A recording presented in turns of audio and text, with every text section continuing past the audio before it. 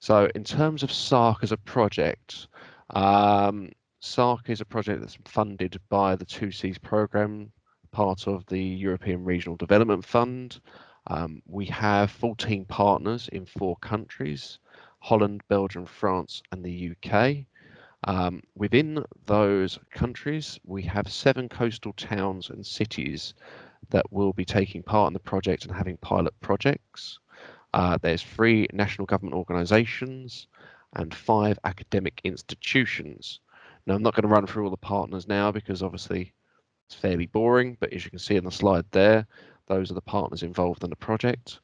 If you'd like to find out any more information about the project or partners, you can go to www.sarc, so sarcc.eu. Next slide, please, Harriet. So in terms of the pilot projects themselves, there is a range of solutions that are being investigated for innovation in nature-based solutions. And the idea of the pilots is we're looking to try and test new methods and work out what the barriers and pitfalls are to using nature-based solutions so we can come up with some best practices to enable more local authorities and governments to have strategic use of nature-based solutions in their long-term coastal plans.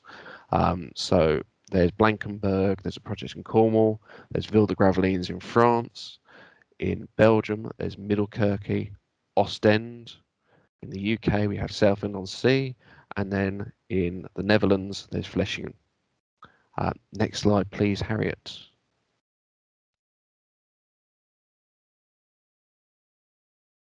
Oh, there we go. So in terms of the types of nature-based solutions that are being investigated as part of the project, we will be doing dune restoration. In Southend, we're investigating a climate resilient garden. There's also an NBS resilient waterfront that's going to be looked into in Vlissingen, managed beach vegetation in Southend, and a number of hybrid NBS. If you're wondering what a hybrid NBS is, it's essentially using existing methods with greening or more nature being used in conjunction with tried and tested existing methods for sea defence. So that's stuff like vertipools and piling habitats, eco reef blocks, and another thing we're investigating in Southend is greening and plugging of gabion baskets. Next slide please, Harriet. So some of the key outputs of the project is we'll be making a number of tools and frameworks and different bits of kit in order to help people or help governments, help local authorities use nature-based solutions more widespread. A number of these things are going to be released soon. So obviously if you go to the SARCC website, you can investigate more about these tools that are being made in conjunction with all the partners. Next slide, please, Harriet. So I'm just going to pass over to Millie now from the Environment Agency, who's going to talk you through some of the rules of today and how the sessions are going to work. So over to you, Millie. Morning, everyone. So I'm just going to give you a quick outline of how the workshop is going to work today. So it started at 9 o'clock and it will finish at 12 o'clock. It's going to start off with some presentations, and then as it's a workshop, we want it to be really interactive and we want to hear from you. So we'll move into breakout rooms for 35 minutes after some presentations. We'll then come, so you'll all go into, Kate will put you all into a breakout room, and then we'll all come back into the main room, which is the one that we're all in now. Where John will announce a 10-minute break. Once we're back from that break, there will be an interactive activity on Slido. So if you could all keep your Slidos open throughout the workshop, that would be great. We'll then have another presentation in this main virtual room that you're sat in now. And then we'll move back into another breakout room, which will be different to the one that you were in the first time. And then again, we'll have a 10-minute break after that breakout room. We'll have another interactive activity, so make sure your Slido is still open after that. And then, as you won't all be able to go to all of the breakout rooms today, because we've got a lot on, we'll have a feedback session where there will be allocated people who will feed back what was discussed in those breakout rooms back into the main virtual room. And then John will close the workshop. Just a bit of housekeeping as well. If you could all be on mute during the main room, that would be really useful. Also, we've got a lot of people speaking today. So during the main virtual room, there's not much time for questions, but if you do have some questions from the presentations, please pop them in the chat and we'll do our best to get back to you on those. But the place to really ask your questions and get discussions going is in those breakout rooms. So please save all of your questions for those. That would be fantastic. And finally, you can just see on the bottom right of that slide, we've got that Slido poll open at the moment. So if you haven't got on there yet, please do either scan that QR code or enter the event code and start interacting with us on that. That's all from me. Back to you, John. Thank you, Millie. Yeah, just on that note about the Slido, I can see there's only 33 people that responded. So as I said, we'd like to keep this as interactive as possible. So could the 12 people missing please go onto Slido and just fill in our baseline information just so we can get an understanding of what your knowledge around nature-based solutions is before we start the session. Thank you very much. In terms of the actual sessions themselves, the first thing we're going to have is an introduction to climate change and nature-based solutions by Justin Ridgwell from the Environment Agency, and then we have a video from I'm not going to try and pronounce that name because it's quite a long one. It was a change from the original agenda because the person who was supposed to be doing it unfortunately has gone off sick, but they are from the Agency for Maritime and Coastal Services over in Belgium, also known as MDK. So without further ado, as we're running 2 minutes late, I'll just pass over to Justin, who's going to do a presentation for us.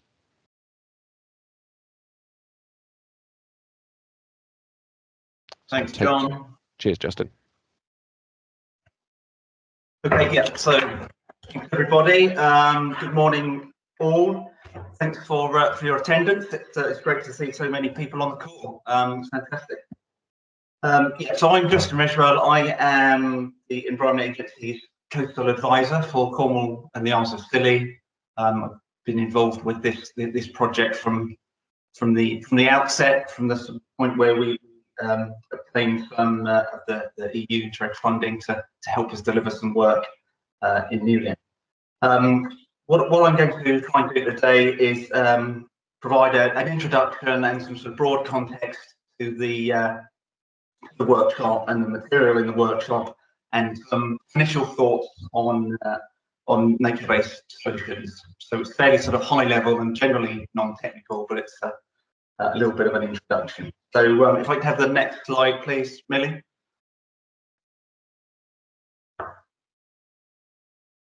Okay, so as I say, I'm going to do a little bit of setting of the scene.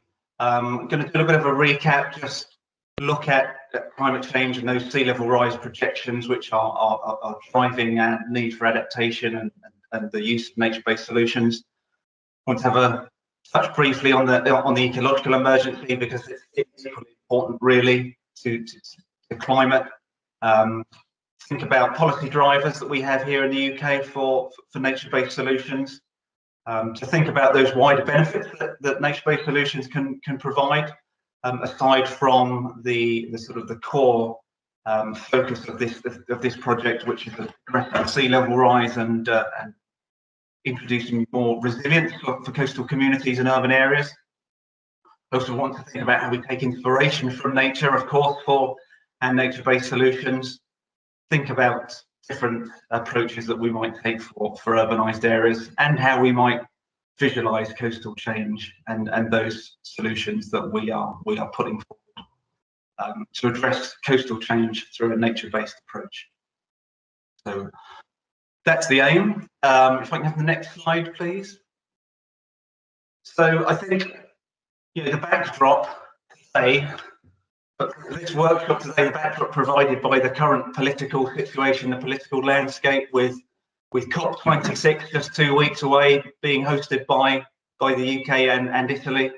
COP15, which is it's having its virtual session at the moment, and will be sort of hosted in person in China in April, and more regionally, back home in the UK, the EA have just produced and released their third adaptation report to the government, using some pretty strong rhetoric.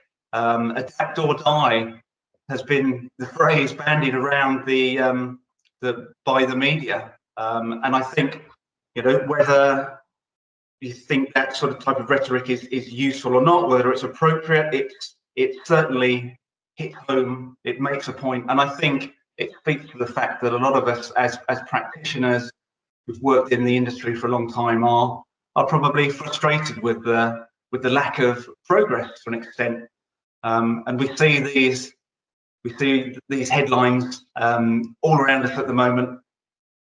You know, we've got a group of business leaders asking governments around the world to halt destruction of nature or risk a dead planet. We've just had the news that China is suddenly planning to build lots more coal-fired power stations on the eve of COP26. And as I say, these sort of strong messages coming from our own organisation, from the Environment Agency, around the need to adapt to climate change and not just mitigate. And of course, that's the key focus for nature-based solutions, is to allow us to undertake that adaptation. So can I have the next slide, please? So a little bit of a recap on climate change and sea level rise. In the UK, we recently had, or our most recent set of projections are provided by UKCP18, the United Kingdom Climate Projections 2018. The marine projections from this work indicated that at the higher emission scenarios, we could be seeing as much as 1.15 meters of sea level rise by 2100, when we're sort of considering projections at the 95th percentile, so those sort of upper range of modelled projections. And that aligns generally with a temperature increase of around 3 degrees, which is obviously a lot higher than globally is being aimed for, and the 1.5 degree limit is obviously the target. But actually, as things stand, with emissions as they stand, we are on track for a much higher temperature, a global temperature rise than 1.5 degrees. We are more on track for something like 3 degrees. So quite realistic to be looking at those higher scenario, those higher emission projections at the moment, and the UKCP team provides that regional information for us in the UK. Next slide, please. As an example of what this actually means, what does that sort of mean tangibly in terms of impact to our communities? Well, if we look at Newlyn, where our Cornwall pilot is taking place, if we consider around 1 metre of sea level rise by 2100, what we can see is that if you look at the little table on the right hand side, you can see that the 10,000 year, the current 10,000 year water level is around 3.8 meters. Well, in 2100, with that anticipated sea level rise, it's a 1 in 1 year water level event. So that's the 1 in 10,000 year event occurring every year on average. It represents starkly what a huge impact sea level rise in isolation will have on our communities. Next slide, please. Very recently, we've had the UN's IPCC 6th assessment report come out, and in summary, it's telling us that we are very likely to see similar levels of sea level rise to those projected by UKCP18. But it gives a key piece of a key advisory message, I guess, which says stakeholders with a low risk tolerance, e.g. those planning for coastal safety in cities and long-term investment in critical infrastructure, so very relevant to this project, looking at urban environments, may wish to consider global sea level rise above the assessed likely range by the year 2100. What this effectively means is that global sea level rise could plausibly be well above this sort of likely upper limit of around 1 metre that we are looking at 2100. And that under those less likely scenarios that have been modelled, which are primarily driven by accelerating ice melt on the ice caps in Greenland and Antarctica, the sea level rise could be as much as 2.3 metres by 2100. Now, this is a fairly worst case scenario, but it's not absolutely the worst case scenario, because there are still modelled projections which exceed even those values. But it's a reminder that as risk management authorities, we really need to be considering those levels that could plausibly be above the likely sea level rises. And locally, I would reflect that in the UK, using that example from Newlyn, with just a smaller amount of sea level rise, 0.5 metres of sea level rise, we're very, very vulnerable. Okay, next slide, please.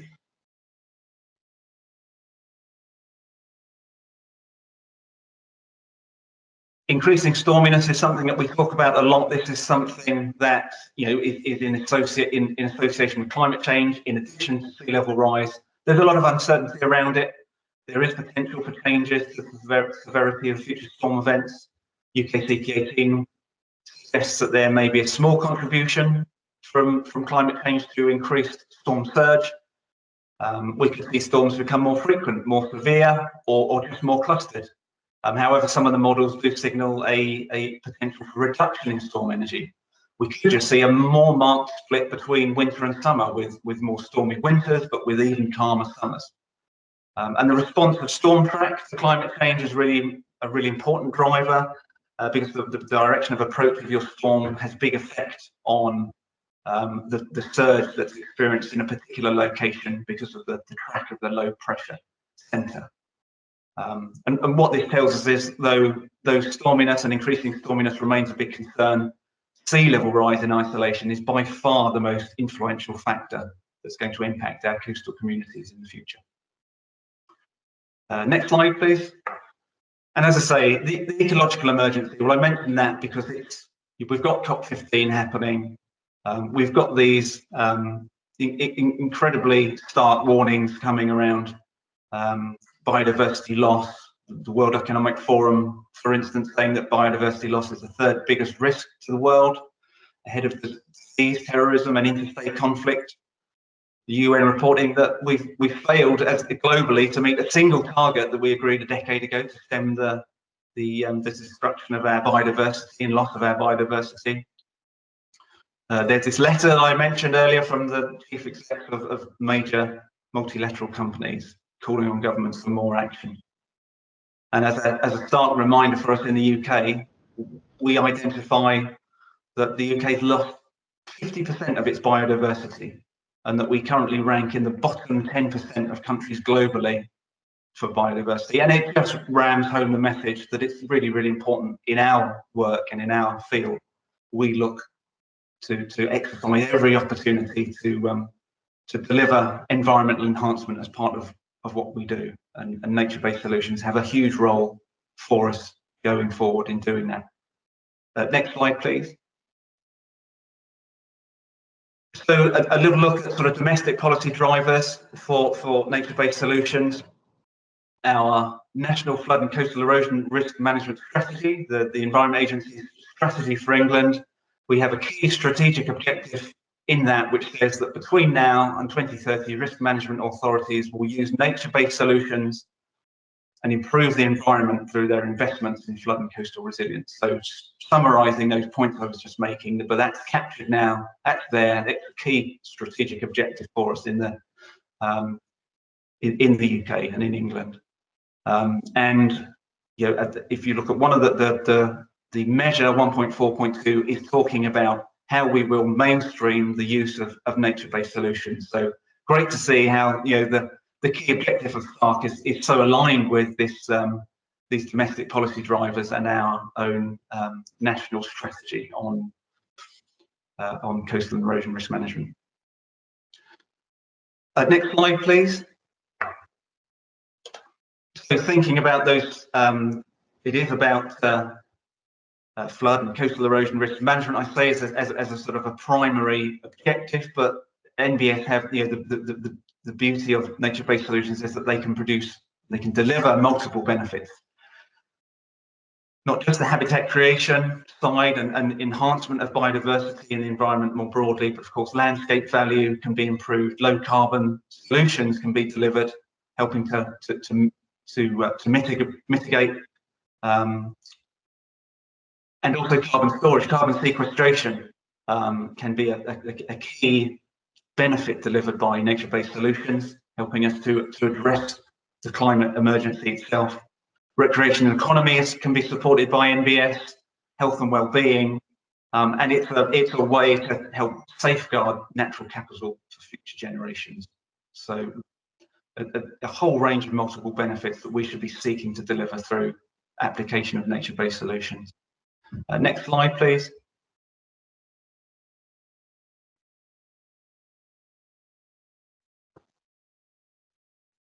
So we take our inspiration, of course, from nature, and at the coast, we are looking at our intertidal salt marsh and mudflats, sandy foreshores and dunes, and so forth. All these other coastal environments and habitats that we see right out to those deeper areas, offshore, kelp beds and kelp forests, and they all have a role to play naturally. They are nature's way of providing a wide buffer against storm and natural sea level rise events, and of course it's these environments that we look to for inspiration, and in some cases we look to protect and enhance as part of our nature-based solution approach. So next slide, please. As a little sort of example, if we think about the situation we've got in Newlyn and Penzance, we've got a hard modified frontage, a very fixed hard defence, with the risk managed over a very narrow static zone. We think about those examples I was just sort of referring to in the previous slide. There are a range of measures. This is obviously just an idealised, not a scale diagram.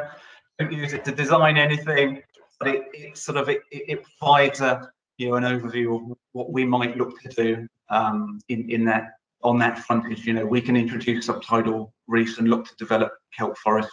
We can look to protect and enhance the seagrass beds that are already present in that in Mounts Bay.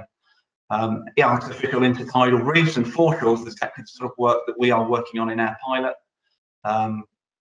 Renourishment of the foreshore, whilst allowing dune growth and rollback and encouraging vegetation, and then even the introduction of secondary measures such as wave stilling basins.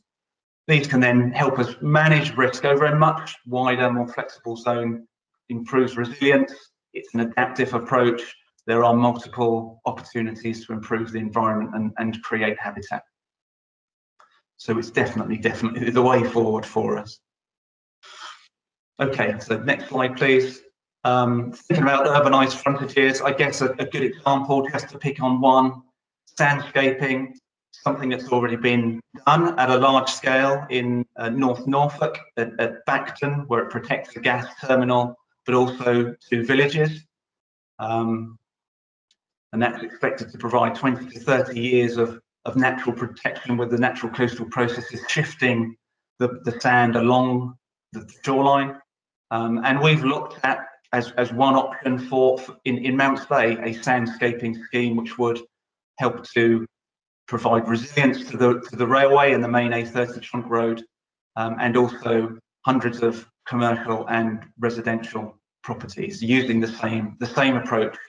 Sand renourishment, which then relies on the natural coastal processes to spread it along the shoreline, providing a natural defence, allowing the development of dunes and vegetation and so forth.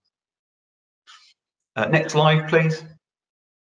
It's my final slide. As I said, just thinking about the visualisation of coastal change. and helping to establish the rationale for why we need to introduce nature-based solutions.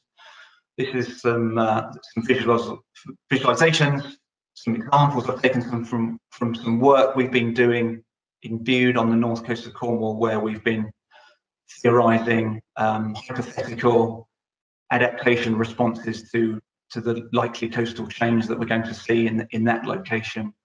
And this does revolve around managing the dunes better, providing space for those dunes to roll back, recharge, but also planning the relocation of infrastructure so that the local economy is still well supported through that infrastructure, tourist infrastructure, but crucially, you maintain a healthy beach dune system.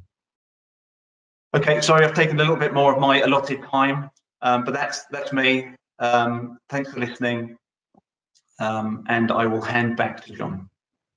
Thank you very much, Justin. A very interesting presentation. Quite a lot of doom and gloom, but obviously it ties in quite nicely at the end to the message that's going to be shared by MDK around beach nourishment and sand nourishment. Bit of a change to the agreed agenda. What I'm going to do is I'm going to hand over to Bert van Steven from the Flemish government, who's going to introduce the video of MDK. So over to you, Bert. Yes, good morning. Thank you, John. Unfortunately, Daphne Teun, who would give the presentation, is ill right now. So we've asked her colleague at short notice to give us a pre-recorded presentation. MDK,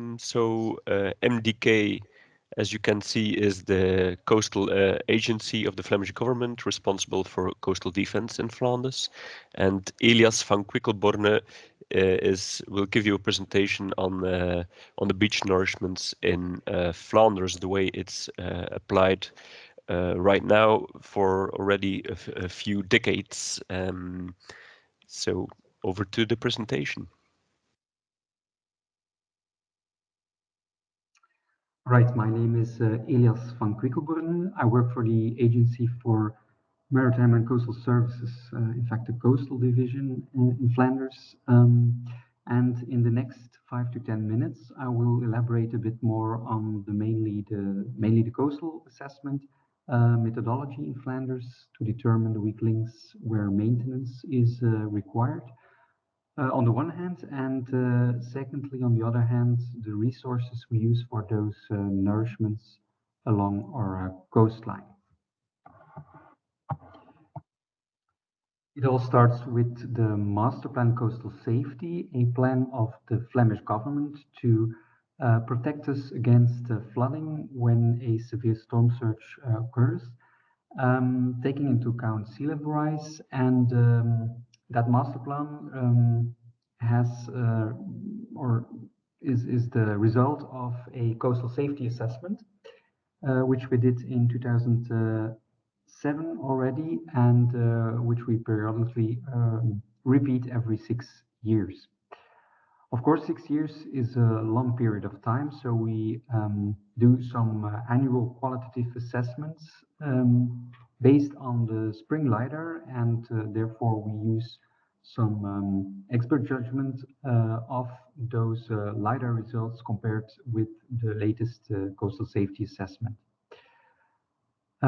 Safety is important, is the most important trigger to define our nourishment program, but there are secondary considerations such as beach exploitation, dune conservation, or, for example, sand buffers for maintaining a robust coast. So we might decide to additionally nourish along our coastline for those secondary considerations, but safety is the main trigger, of course. Important to know is also that nourishments are 100% regional funding, so we decide where to nourish. It's not the community or the cities along our coastline that decide where to nourish. So the budget is 100% regional. We use the following preconditions, main preconditions in the safety assessment. So there should be no casualties as a result of the 1,000-year storm. We limit the overflow over the seawall to maximum 1 liter per meter per second. We do not allow breaches in dunes and dikes, and we do not tolerate coastal erosion that threatens protected buildings. So therefore, we predefined kind of a safety line and do not tolerate erosion behind that or landward of that safety line. The hydraulic conditions are written in this comprehensive report, but most important is that the 1,000-year storm in Ostend has a water level of 6.8 meters TAW and a wave height at -5 meters TAW of approximately 5 meters.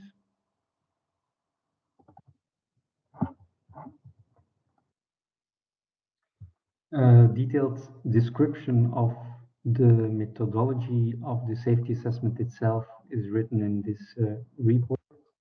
Summarized, we start, and this is the model train of 2015, we start with calculating the beach dune erosion by X-Beach, and we derive hydraulic conditions at the toe of the dike with swash 2D to finally calculate the overtopping, the overflow over the dike with corresponding formulas. It's important to mention that this is the situation of 2015, and we're now in the assessment, the new assessment, which is in tendering phase for 2021, will be executed in 2022. And therefore, we updated the methodology slightly. Safety assessment delivers those kinds of figures. This one of a coastal section just east of the city of Ostend. In fact, you can see that the overflow here is below the 1 liter per meter per second. It's actual 0. So there's no safety issue at all. However, we actually did a nourishment in some of the adjacent sections just for dune conservation, for example.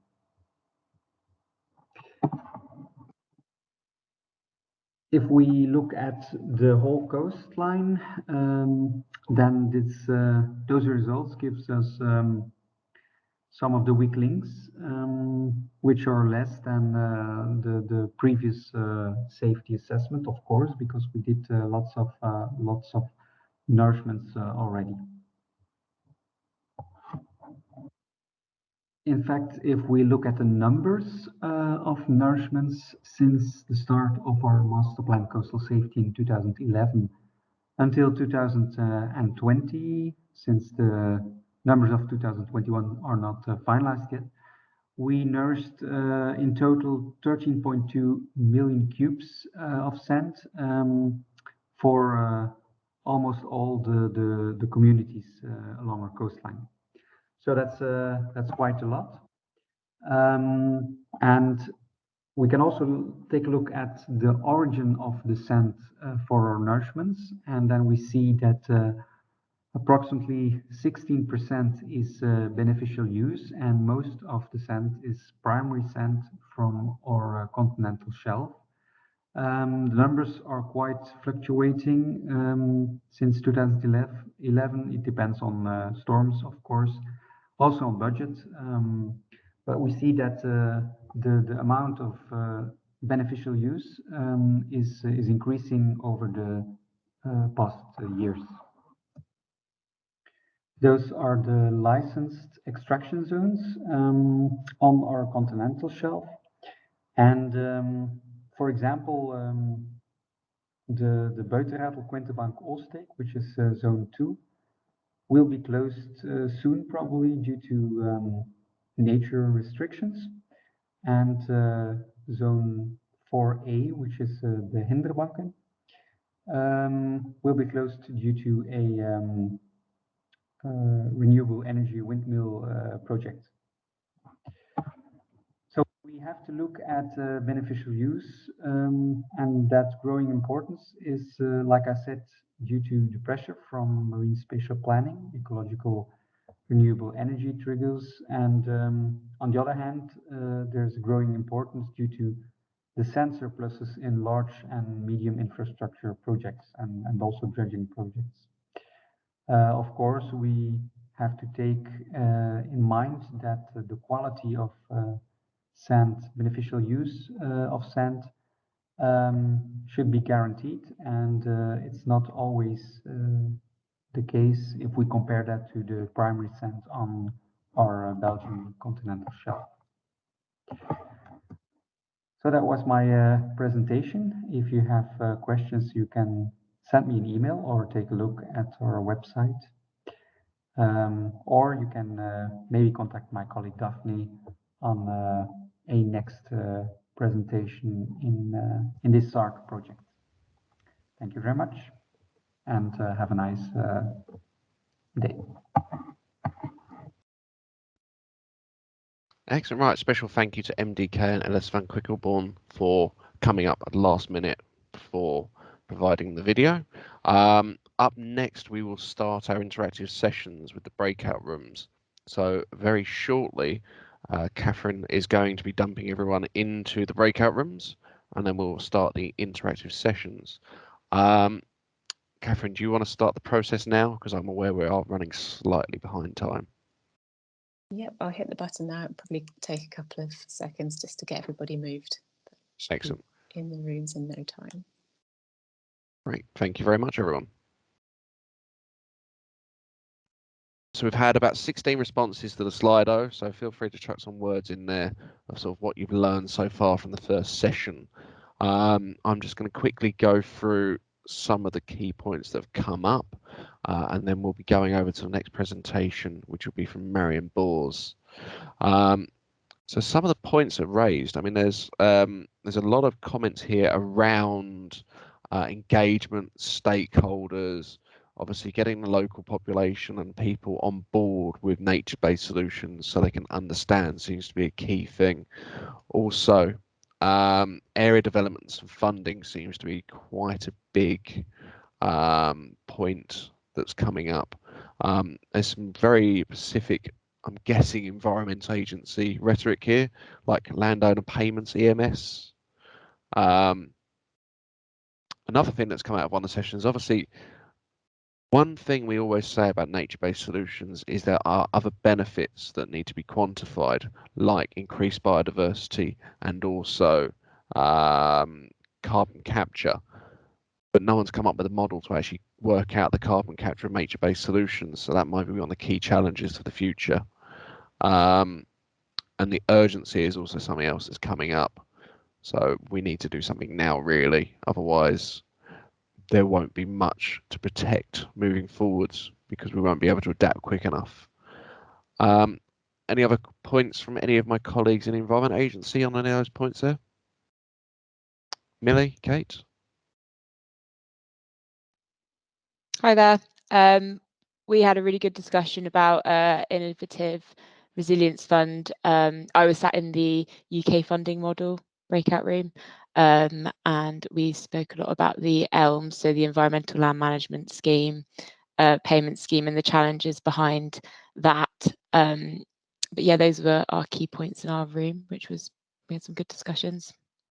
Lovely, great.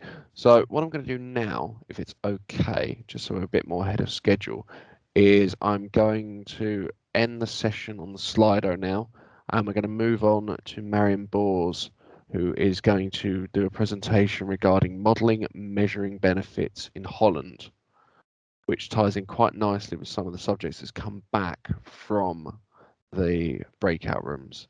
So over to you, Marion.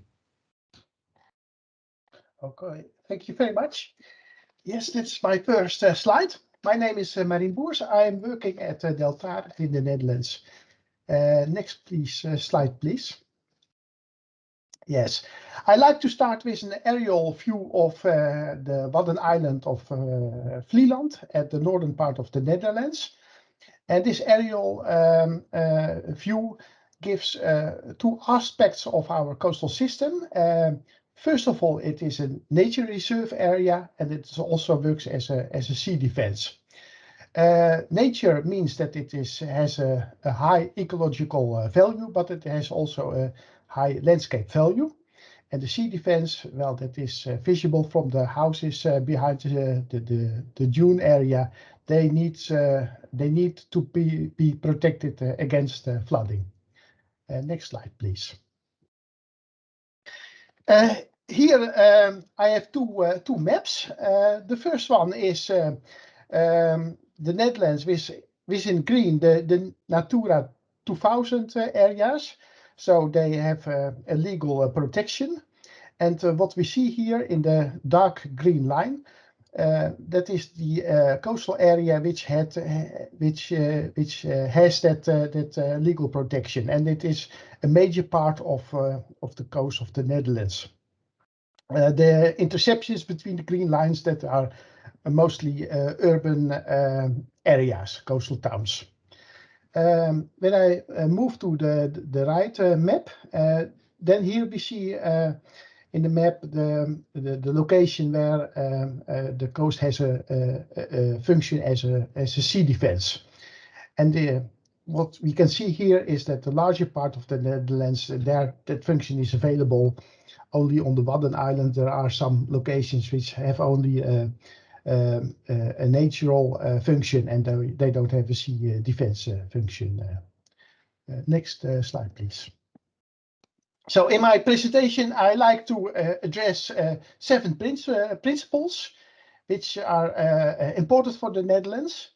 The first of all is that we use spatial planning in our system to address both the sea defense function, but also the ecological Natura 2000 function.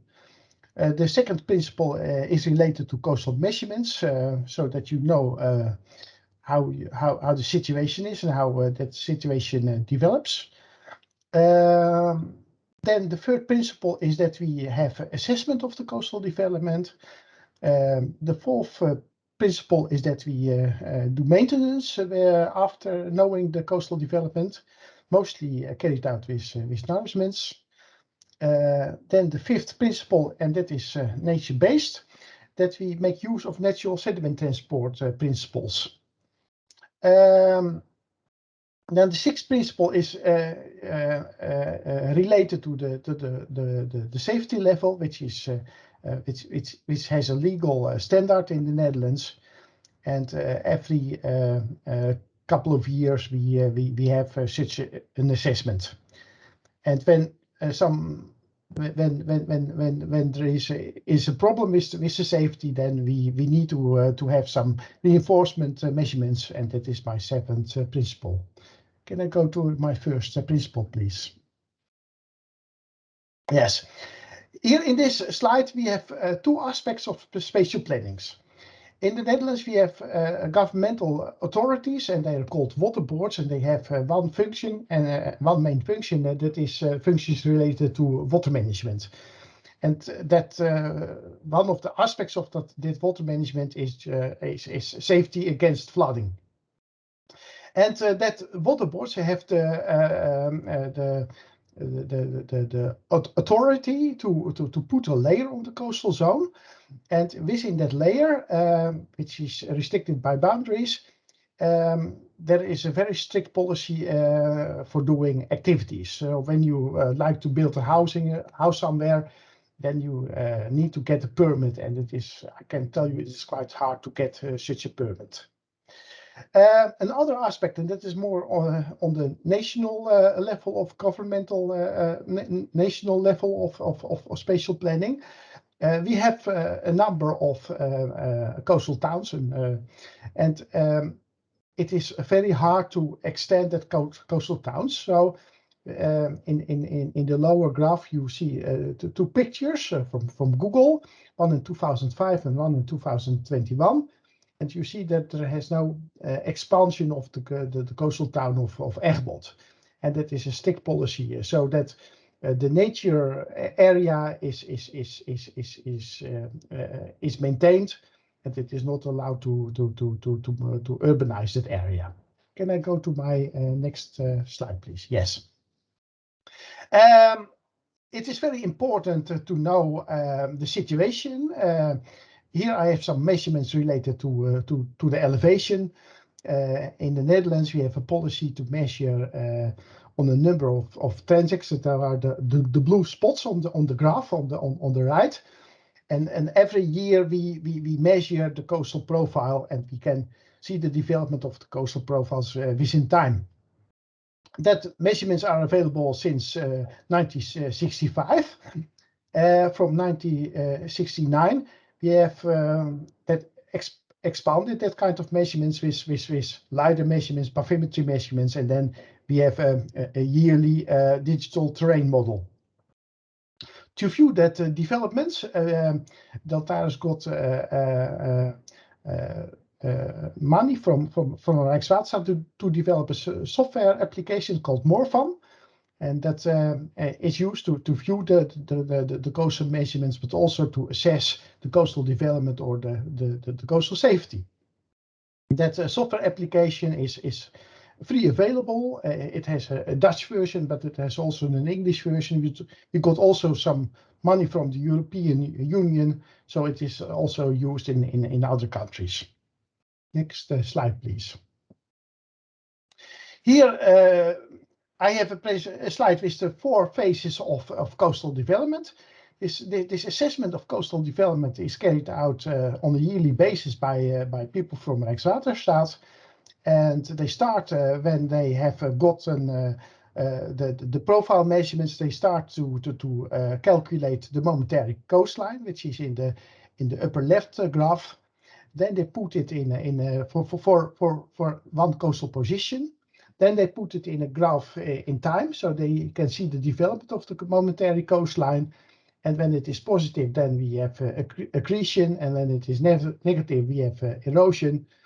And it is also there's also information about the nourishment, so that we can see when there is a nourishment. Of course, then there is a seaward movement of the momentary coastline, and so we can calculate the trend and put it all together in one graph. It is on the lower left graph. It is also a graph made by Morfan, and then we can see the spatial trend related to erosion and accretion, for example, for a coastal section. When all the calculations by Rijkswaterstaat are okay, then they are published on the site of Rijkswaterstaat, and they have an own book with all the coastal maps, and that book with coastal maps is published every year. Next slide, please. So when there is a location where there is a lack of sediment, then it is decided to maintain the coast over there with the help of nourishments. Every year, 12 million cubic meters average is nourished to the coast, and it can be done in the form of a beach nourishment, which is a picture on the right upper side, or it can be done on the foreshore side, which is in the left lower side, or it can be put against the dune, and then we have dune nourishment. Next slide, please. Well, when you have done some nourishment on the beach, well, on the beach there is sand, and you put some sand on it, so that mostly that doesn't give you any problems. But it is very nice when also surrounding areas benefit from that nourishment, and therefore we can make use of natural sediment transport processes. In the upper graph, here we have a spatial image from a part of northern Holland, in the vicinity of Amsterdam. And in 2005, then the whole area was covered with vegetation. So there was almost no dynamic behavior of the landscape. And after that, the Water Board of Rijnland decided to allow dynamic behavior of the dune area. And what we see in the right graph, we see that sediment is blown with eolian sediment transport from the beach inwards to the dunes, and that is very that gives a very good ecological value. But it also helps the dunes grow with the sea level. So we have also growing dunes, and that can also be used against the sea level rise. In the lower maps, I have another famous example. It's in the vicinity of between Rotterdam and The Hague. There is put a volume of about 10 million cubic meters in the form of a sand engine, and that is spread out with the help of currents and waves. So it is put on one place, and by littoral sediment transport, it moves to the south and to the north, and also other countries, surrounding countries, benefit from that nourishment. Next slide, please. So for the safety to assess whether the coast is safe enough, the water boards they assess the safety with the help of dune erosion models. In the right upper graph, I have an example of the dune erosion of Duros Plus. That is a model which is available since 2006. But nowadays we are in a transition to use the model XBeach, which is also used in other countries like Flanders. Next slide, please. So here I have my last principle. On locations where there is reinforcement required because the safety level is too low, then it is a policy to make use of nature-based solutions. And I have two examples of this, and they are both related to hard dikes. And it has been decided to make them hybrid sea defenses. So the dike still remains, but in front of the dike, a large amount of sediment has been placed in the form of dunes, and that protects the dike against waves, and that helps to maintain the standard level. That is this upper example is from the dike at the Hondsbosse-Petme sea defense. The lower is in the southeastern part of the Wadden island of Texel. Left in 2013, there is only a dike which was too weak, and after that then they made a dune in front of the dike, and they also did some engineering work, so which is not only which doesn't have only a profit for coastal safety, but also has some ecological value. And well, that is very also for tourists very interesting to have such an area. So this was my last presentation. The next one is just to say thank you for your attention. Thank you very much. Thank you very much, Marion. A very interesting presentation. So we are actually back on time almost. One thing I would say is a very interesting presentation around the sand motor. It obviously has protection and ecological benefits, not only for that area, but also the surrounding countries. But one thing I learned from looking and researching into the sand motor is actually it's a massive tourist hotspot in Holland now. They use it for a lot of recreational activities, and it's actually quite a draw of crowds nowadays. Do you find the same, Maureen? Yeah, they even made a coastal stamp to put on your letters to send you around. So another example of building with nature where it's not Yeah. just protection and ecological benefits and cost benefits, but also it enhances the whole local area. Yeah, that's right. No, that's a great example. Thank you very much, Marion. So got 2 minutes. Just going to get ready for everyone. So Kate's going to dump you all back into the breakout rooms in a couple of minutes.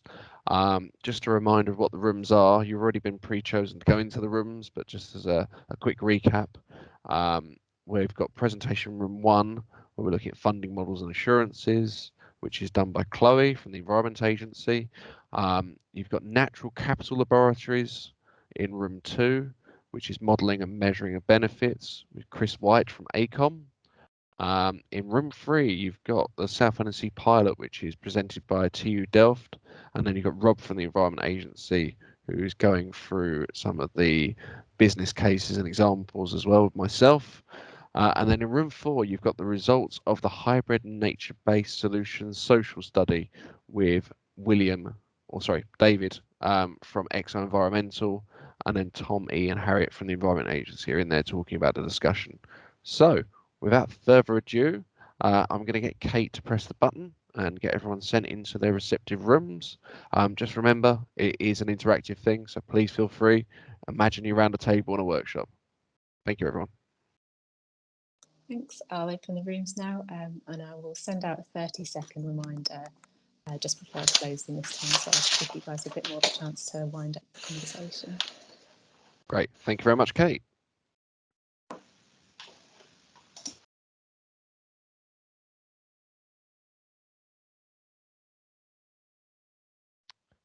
Hello, everyone. Welcome back. Hopefully you've had enough time to just get refreshed and back in for another engaging session. I'm just going to run through quickly some of the Slido responses, but before I do that, can I just get some thumbs up from everyone? Make sure everyone's here, make sure we're all alive and kicking. I see people rushing back into the room. Right, thank you very much, everyone. Not too much longer left now, but I hope we've been enjoying the session so far. Just a quick thank you to all the presenters in the breakout rooms. I know ourselves, we had a very, very interesting discussion. So some of the things that come up on the Slido, MBS is a less defined asset. There's MBS benefits are qualitative. So obviously, one of the things that came up in our session is obviously we can't work out the exact cost benefit of nature-based solutions because it's more about an area as opposed to a fiscal number. Developers have too much power.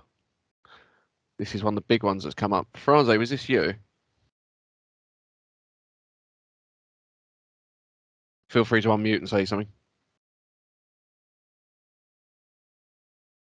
No. Okay. Obviously, resilience or residents are more optimistic about nature-based solutions. There's a big importance on education as well. Area developers and the early engagement are key, and pilots are a critical step.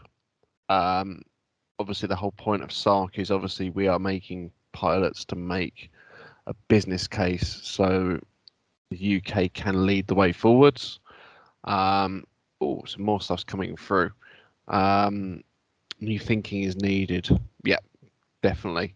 In terms of planning and funding, we definitely need to rethink how we're working, especially when it comes to using nature. One of my favorite quotes is obviously the solutions of the past will not solve the problems of the future. And I think this is definitely true when it comes to nature-based solutions.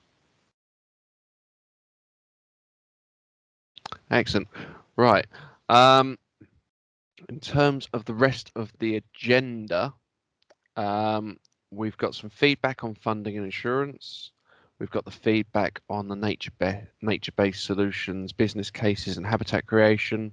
Then we've got feedback on natural capital laboratories, and then feedback on the residual risk and incident management. And then finally, we'll have a summary and close at 12 o'clock. and then we can thank everyone for their attendance and everyone else for putting this together. So, who is heading up the feedback on funding and assurance? Camilla. Hi there. Yeah, we had two really interesting discussions actually, and they were quite different. So first of all, I'll just say that we had Chloe Thomas, who's a partnership funding specialist for the Environment Agency down in Devon, Cornwall, and the Isles of Scilly area. So she gave a presentation on, she shared sort of knowledge of what the UK funding model is, and then she gave a great explanation of where we used to be with it, mainly how we were funding flood defence schemes that are traditionally hard flood defence schemes. And then she moved on to where we are now with our funding model, and then where we want to be. And she outlined some of the key issues that we face down in Devon and Cornwall, which is mainly quite a rural location and small population compared to the rest of the UK. So then we moved into breakout room 1 discussion. This one was actually quite land-based to begin with. We spoke a lot about the environmental land management scheme, which for those of you that don't know it, it's a scheme that the government have put out in the UK, which offers an incentive for farmers to implement nature-based solutions into their land. So we had Brett Grosner from the Environment Agency, who's very knowledgeable on this, and he highlighted a lot of the opportunities that come with ELMS, which was interesting because we had some other people from other areas in the UK who are not aware of these opportunities, and it seems like quite a trend that that's something that maybe needs to be a bit more widespread. So yeah, that was quite a UK sort of themed discussion. And then within that first breakout room, we spoke about how we have a lot of these pilot projects, so pilot funded projects, which are great, but then a key issue was that that some of our partners find that once they're finished, the lessons learned aren't shared as widely. So that was something that was picked up on, but other pilot projects, such as the Innovative Resilience grant that we've got, there are expectations for lessons learned to be shared. So that's something that was quite an interesting discussion that everyone had. And then moving on to breakout room 2, session 2, so same breakout room, just to be clear. In this one, we spoke a lot more about how the difficulties of quantifying the benefits of nature-based solutions, and how the value of nature-based solutions can sort of fluctuate with time.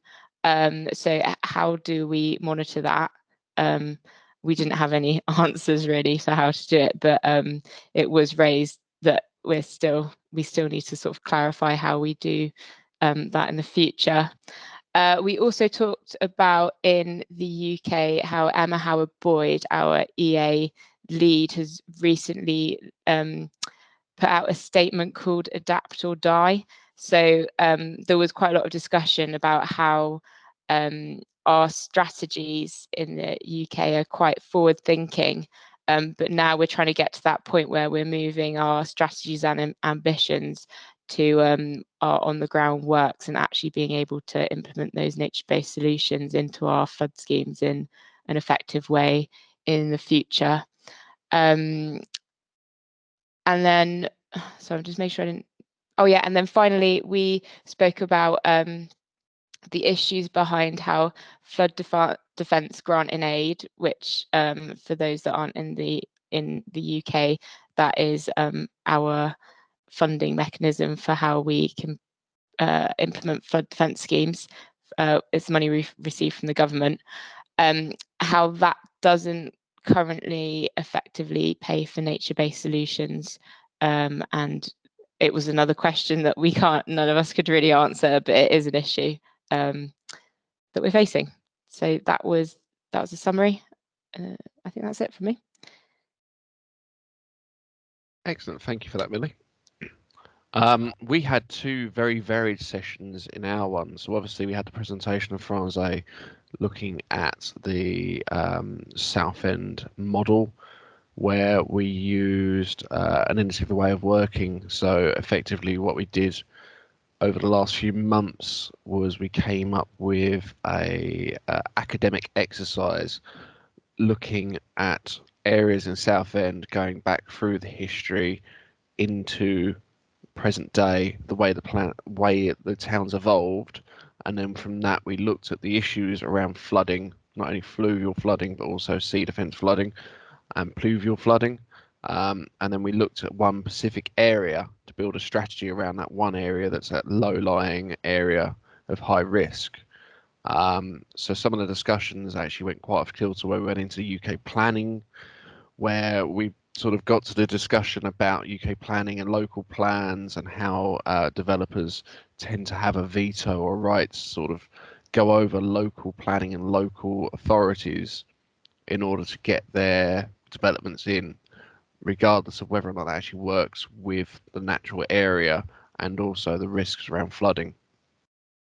Some of the other points raised, obviously, which actually mirror what was said in Breakout Room 1, is around actually understanding how you can model the benefits of nature-based solutions and nature in local areas.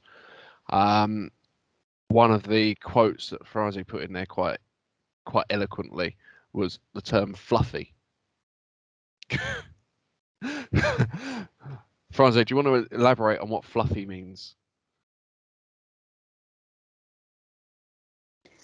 Well, that you're not able to make decisions on hard data and quantified monetary basis, but that effects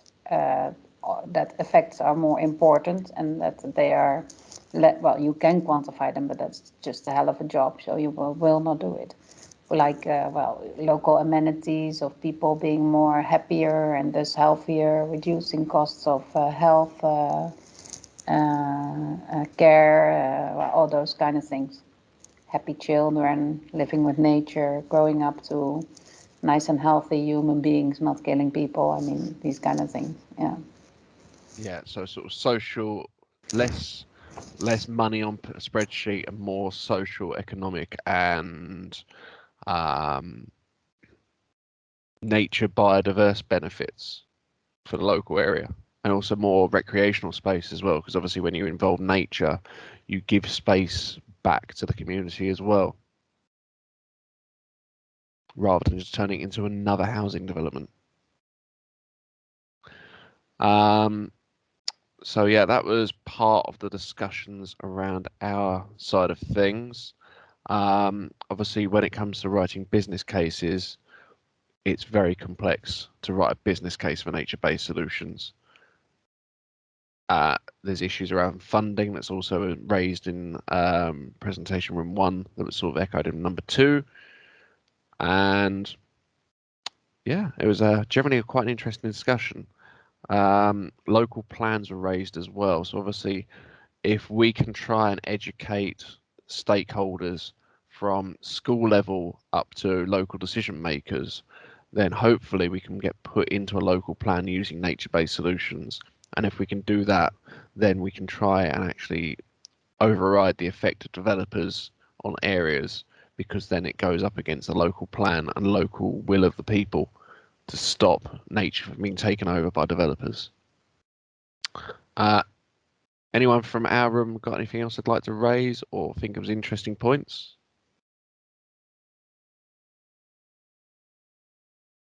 No? Okay. I think it'd be quite nice if we get some feedback from the Nature Capital Laboratories room. Who was in that one? Was it Grant? Hi, John, it's Justin. Oh, Hi, Justin. Holly, you have, shall I give feedback for this one? Yeah, if you'd like to, yeah, please go ahead. Thank you. Okay, and just before I do, on your point, John, just in reference to developers and local plans and so forth, that's sort of where coastal change management areas become critical, because if we get coastal change management areas formally adopted and implemented within local plans and development plan documents, you know, we then sort of set a precedent for managing that piece of coastline in line with the coastal change that's expected, and therefore any sort of development applications coming forward would have to demonstrate that they would align with adaptation plans, you know, which and we're obviously going to need to make space for the coast, physical space for the coast to change. So yeah, coastal change management areas, which are, you know, referenced in the NPPF National Marine Policy Framework guidance, are sort of a fairly critical tool at our disposal, and we need to get better at making sure they become adopted and actively implemented through the development of an adaptation plan. So yeah, really important. Okay, so some key points and feedback from the Natural Capital Laboratory, and we had a fantastic example provided by Chris from ACOM, which he shared with us. You know, a very much a terrestrial example. So I think really interesting. You know, maybe the first point is really interesting to sort of think about how we transfer learning from that type of terrestrial application of nature-based solutions, you know, to our more specific sort of coastal areas that we're looking at. A lot of sophistication in that work that Chris has shared with us, and I think, you know, it will be of great benefit for us to continue to look at that work and liaise with Chris and understand how we can translate some of that across, particularly around that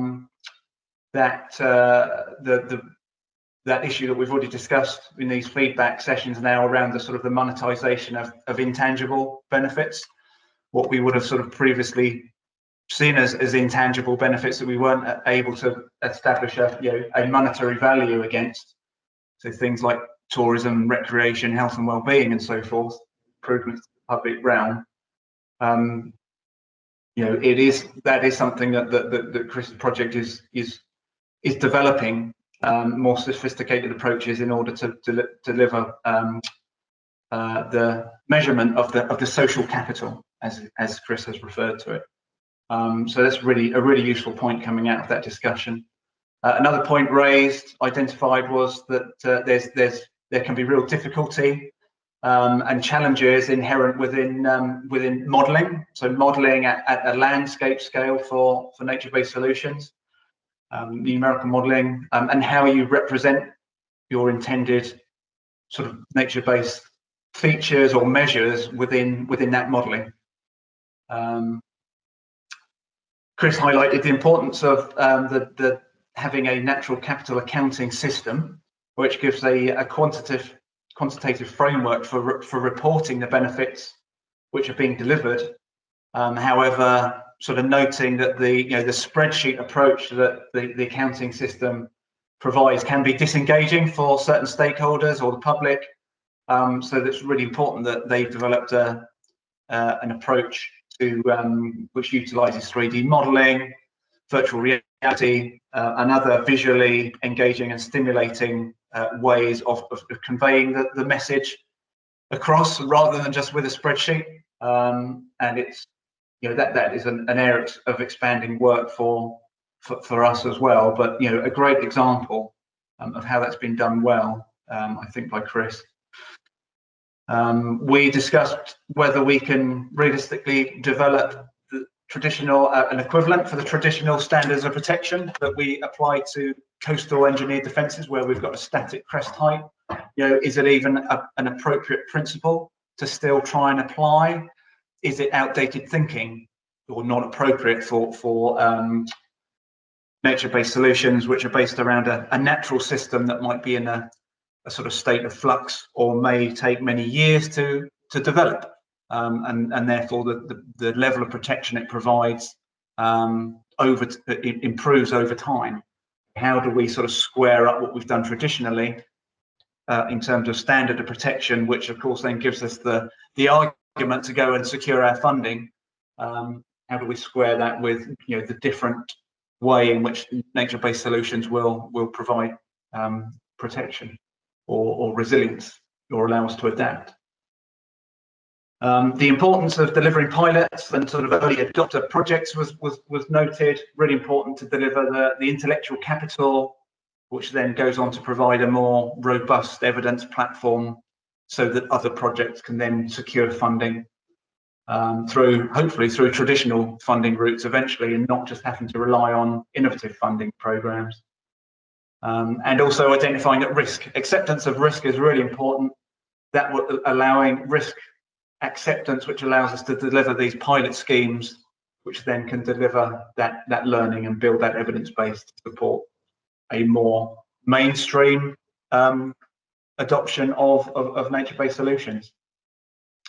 And then a final point: the importance of the long durée, of course, which that MAT the Marine Archaeological Trust have developed for the Sarc project, for the pilots in the Sarc project. Julie from MAT sort of identified that the importance of understanding past evolution of an area, and noting that long human archaeological record that can go back millennia can be really important for us as part of our understanding. That's obviously an established principle we've got within Sarc. So yeah, raised that point as well. So some really interesting points that were raised and discussed in our workshop. Really worthwhile. Excellent, thank you very much, Justin. Yeah, it sounds like a quite informative session. Right, up next, I believe is Harriet, who's going to go through Breakout Room 4. Hello, yeah. So first of all, thank you very much to Tom, David and Joe for presentations and sharing and all that kind of stuff, and to everyone who was on the discussion group. It was really interesting.